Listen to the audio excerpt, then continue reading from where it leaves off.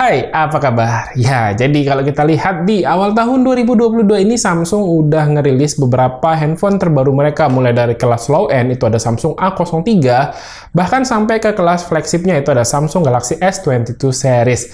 Dan mungkin bagi sebagian orang Samsung Galaxy S22 series itu masih kerasa cukup mahal ya, karena harga untuk varian yang paling rendah base modelnya itu ada di sekitar 13 juta. Dan ternyata Samsung juga itu ngerilis handphone yang punya spesifikasi flagship di awal tahun kemarin, tapi dengan harga yang sedikit lebih murah ya. Mungkin kalian udah tahu, yakni Samsung Galaxy S21 FE.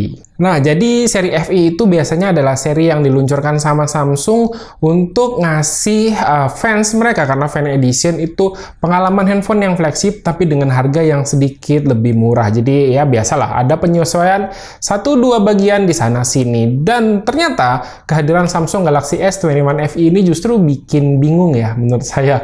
Karena di pasaran si versi flagship aslinya Samsung Galaxy S21 itu kalau kalian cari di sekitaran bulan Februari-Maret 2022 ini harganya itu mirip-mirip. Jadi si Samsung Galaxy S21 yang ini adalah versi 128GB, ini baru aja saya beli kemarin, harganya itu ada di 9 juta. Dan kalau kalian cari yang versi warna hitam tuh ada di sekitar 9,3 juta.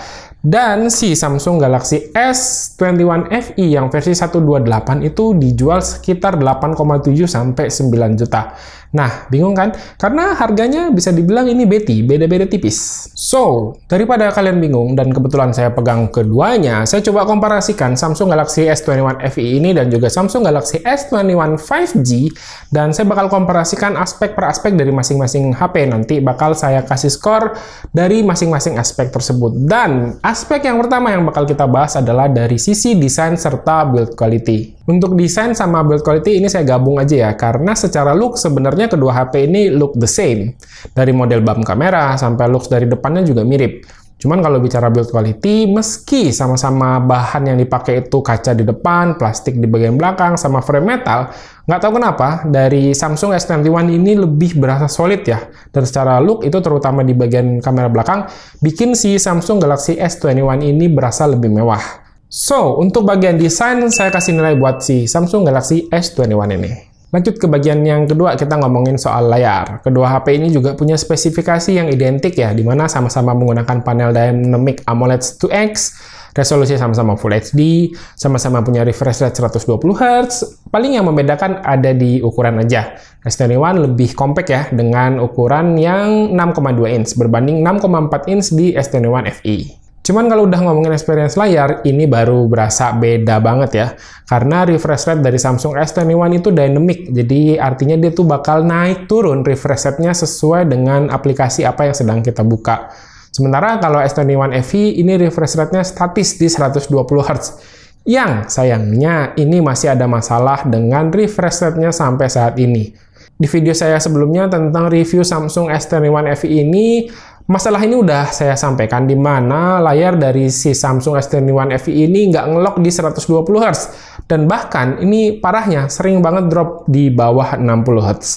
Jadi dari beberapa artikel yang saya baca, ini bahkan bisa drop sampai 20Hz. Jadi bikin pengalaman penggunaannya tuh kerasa kayak patah-patah gitu. Katanya sih ini masalah software ya dari Samsung Galaxy S21 FE ini. Cuman ini udah sekitar 2 bulan dari launchingnya masih belum ada perbaikan. Dan saya masih berharap ini adalah masalah software dan bisa diperbaiki. So, sampai saat ini kalau dibandingkan dengan layar Samsung S20 ini, jadi saya pilih Samsung Galaxy S20. Terus untuk spesifikasi jeroan dari kedua HP ini bisa dibilang juga identik, sama-sama pakai Exynos 2100. RAM sama-sama 8GB, internal memori pun sama-sama mulai dari 128GB. Secara overall sebenarnya performa Exynos 2100 ini sangat nyaman ya buat dipakai harian. Multitasking aman, nggak ada kendala sama sekali. Suhu yang dihasilkannya cuman anget-anget aja, nggak ada gejala overheating kayak di Snapdragon 888 kemarin. Cuman lagi-lagi dampak dari masalah layar S21 FE tadi bikin performa S21 FE itu berasa kayak ngedrop gitu, dan ya sometimes kerasa nge-lag lah. Padahal sebenarnya performa chipsetnya tuh ya bagus-bagus aja. Cuman ya karena yang ditampilin sama layarnya patah-patah, jadi performa untuk buka tutup aplikasi tuh jadi kayak ngerasa nge-lag. Karena dengan kondisi seperti ini dan masih belum ada updatean buat Samsung S21 FE, jadi performa itu saya kasih nilai buat Samsung Galaxy S21. Terus kalau kita lanjut ke bagian kamera, kedua HP ini tuh punya setup yang mirip, tapi kembarnya nih nggak identik. Untuk setup sih sama-sama 3 kamera ya, yakni kamera wide, ultra wide, sama telefoto. Tapi terdapat satu perbedaan dari segi resolusi, di mana si kakak S21 pakai resolusi gede 64 megapiksel untuk kamera telefoto. Sedangkan S21 FE cuma 8 megapiksel aja. Selebihnya sama, 12 megapiksel untuk kamera wide dan ultra wide. Kemampuan perekaman video S21 juga lebih tinggi, di mana bisa merekam up to 8K 24 fps, kalau S21 FE cuma 4K 60 fps. Perbedaan juga ada di kamera depan. S21 FE pakai 32 megapiksel, sedangkan S21 cuma 10 megapiksel. Nah, secara hasil foto keduanya ini bisa dibilang identik, mirip. Tingkat ketajaman dan dynamic range sama, terus kemampuan foto di kondisi cukup cahaya sama low light juga bisa dibilang sama. Cuman paling yang agak beda ada di tone warnanya aja, di mana S21 FE di beberapa skenario ini sedikit lebih warm dibandingkan dengan S21. Oke, ini komparasi kamera dari S21 FE sama S21 doang.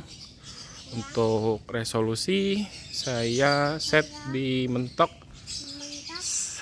4K 60 fps. Karena ya si S21 FE mentoknya segitu. Kalau S21 doang kan bisa sampai 8K 24 fps. Untuk dynamic range ini mirip, pewarnaan lebih gonjreng si S21 doang kelihatan ya. Untuk stabilisasi sih kelihatan dari viewfinder stabilan si S21 doang. Dikit bedanya, tapi overall sebenarnya udah sama-sama sangat stabil. Saya coba jalan sedikit lebih cepat. Ya, stabil banget. Kalian bisa lihat seperti ini ya. Ya, ini hasil perekaman kamera depan S21 dan S21 FE. Kelihatan beda ya. Untuk sudut pandang S21 FE lebih luas, S21 agak sedikit lebih sempit. Terus secara warna mirip, cuman bisa dibilang dynamic range dari S21 FE lebih sempit. Nak minggir nak. Ya, si S21 kelihatan lebih luas dynamic range-nya. Stabilisasi mirip. Resolusi di 4K 60 fps, kalian bisa lihat. Warnaannya sih cakep banget sih untuk HP Samsung yang dua ini. Ini handheld ya. Handheld kelihatannya sih stabil-stabil aja. Oh, silau. Oke, seperti ini ya. So, setelah melihat kualitas foto, video dari Samsung Galaxy S21 FE dan juga S21 ini, skornya imbang deh ya. Karena sebenarnya kalau kalian mau beli untuk kemampuan foto dan video dari kedua HP ini, ya nggak ada salahnya. Karena kemampuan foto dan video dari kedua HP ini udah sama-sama bagus. Ngomongin spek udah, ngomongin kamera udah, desain udah, jadi lanjut kita ngomongin masalah baterai. Si Samsung Galaxy S21 FE ini pakai baterai yang sedikit lebih besar dibandingkan dengan Samsung Galaxy S21 doang. Jadi baterai S21 FE ini lebih besar 500 mAh dibandingkan dengan Samsung Galaxy S21. Dan skenario penggunaan harian seperti apa dengan selisih baterai yang cukup kecil ini? Ternyata perbedaannya terasa. Jadi Samsung Galaxy S21 FE ini lebih hemat jika dibandingkan dengan si S21. Kalau dipakai seharian, S21 FE ini masih bisa bertahan. Itu 24 jam masih oke lah. Sementara untuk S21 ini nggak bisa. Sekitar cuman bertahan 13 jam aja. Dengan keduanya ini mampu bertahan untuk screen on time sekitar 5 jam. Dan kalau baterainya habis, kemampuan kapasitas charger dari kedua HP ini tuh sama-sama 25 watt. Untuk ngecasnya ini lebih kurang mirip, di mana Samsung Galaxy S21 FE ini bisa penuh sekitar 1 jam 15 menitan. Kalau Samsung Galaxy S21 ini bisa lebih cepat sekitar 5-10 menit dibandingkan dengan si Samsung S21 FE. So, kalau dari baterai, saya pilih mana? Ya, saya pilih Samsung Galaxy S21 FE karena bisa bertahan lebih lama dibandingkan dengan Samsung Galaxy S21. Terakhir, kita bakal ngomongin soal fitur. Jadi, kalau kita lihat fitur Samsung Galaxy S21 dan S21 FE ini kayak kembar siam gitu ya. Ya, meskipun kembar, tapi masih ada bedanya. Untuk samanya, keduanya sama-sama menggunakan layar Gorilla Glass Victus, sama-sama punya IP rating 68, sama-sama punya stereo speaker, sama-sama udah support Samsung DeX, dan yang beda adalah di mana Samsung Galaxy S21 FE ini kan rilis lebih lama. Jadi ini adiknya rilis terlambat 1 tahun dibandingkan dengan Samsung Galaxy S21. So, secara update software, otomatis Samsung Galaxy S21 FE ini bakal lebih panjang 1 tahun dibandingkan dengan Samsung Galaxy S21. Dan kalau kita ngomongin masalah fingerprint under display, memang keduanya udah menggunakan teknologi tersebut. Cuman teknologi yang ada di dalamnya ini berbeda, di mana Samsung Galaxy S21 FE under display-nya itu menggunakan teknologi ultrasonic, sedangkan si S21 FE ini menggunakan teknologi optical. Secara kemampuan dan kecepatan serta akurasi, Samsung Galaxy S21 ini lebih bisa diandalkan dibandingkan dengan Samsung Galaxy S21 FE. So, karena secara fitur sebenarnya mereka ini identik, terus kelebihan dan kekurangannya juga masing-masing ada, jadi bagian fitur saya kasih nilai imbang.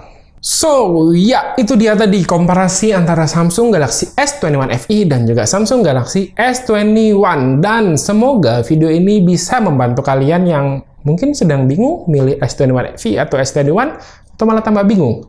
Ya, kalian nonton aja video ini, bisa mempertimbangkan kira-kira kalian lebih butuh fitur atau lebih butuh handphone yang seperti apa. Dan kayaknya segini aja dulu untuk video kali ini. Terima kasih buat yang udah nonton. Silahkan like dan share video ini jika menurut kalian video ini bermanfaat.